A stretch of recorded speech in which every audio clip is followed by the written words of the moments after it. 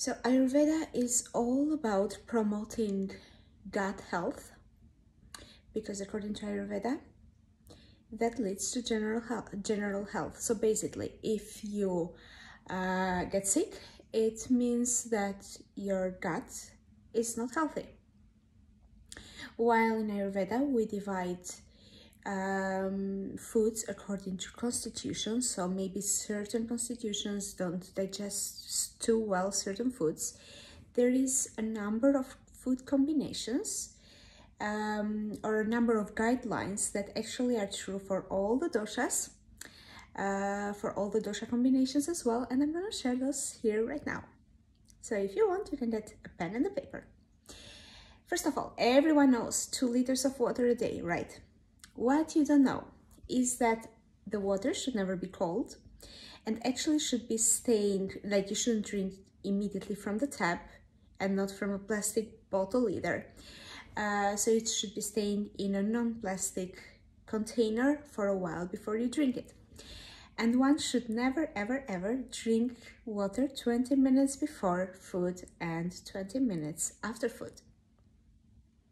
So that is about water. Let's go to honey. You never warm up honey. Otherwise, it becomes poison for your body. It becomes ama, what we call in Ayurveda. So basically, it's kind of saying goodbye to those honey cakes, right? So no honey in warm tea either. What else? There are 3 products, 3 veggies that are considered healthy, but actually are not really.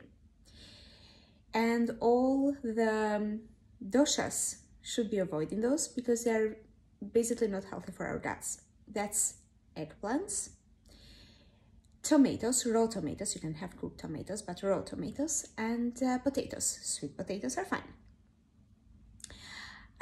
Fruits. Never, ever, ever combine fruits with anything because it won't be digested. What doesn't get digested becomes poison. Yogurt. Of course, if you're a vegan, this is not your problem, but you should never combine yogurt with cheese, eggs, fish, meat, milk, even though it wouldn't maybe make sense to combine yogurt and milk, but anyways, and hot drinks. Never, because it won't get digested, it will become poison for your body. Lemons. You never combine lemons with tomatoes, milk, yogurt, and cucumber.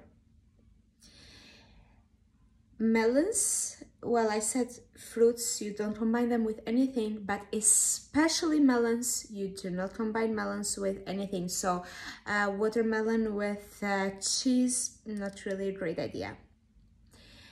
Milk. Oh yeah, this is a good one. Milk and banana, really bad combination. So those milkshakes basically are never getting digested. They become poison in our body.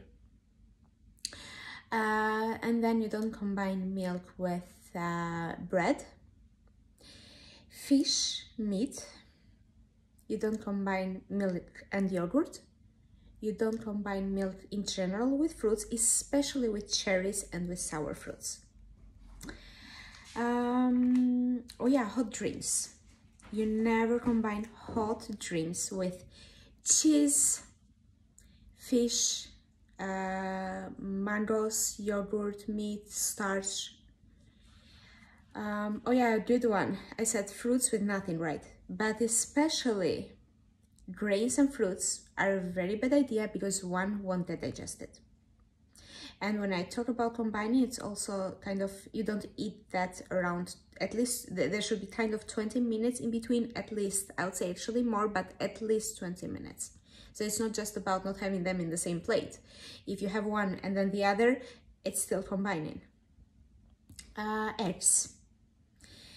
You don't combine eggs with fruit, cheese, milk, fish, meat, yogurt. And you don't combine eggs with beans. So British breakfast, super unhealthy according to Ayurveda.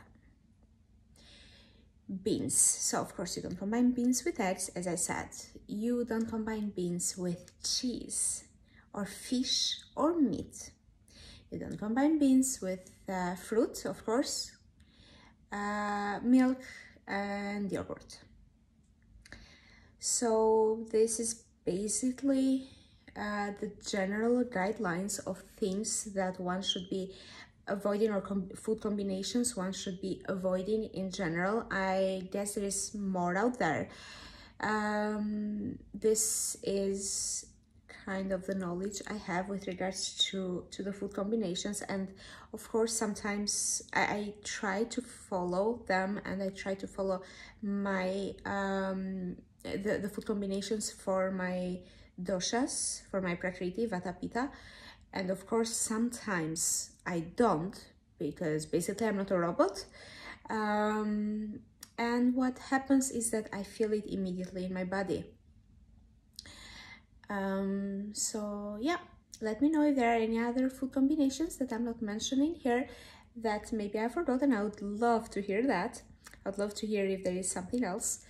Well, Ayurveda is not the only way to take care of your health. It is my way, since I'm an Ayurvedic consultant. And yeah, soon I'll be creating another video with regards to Vata.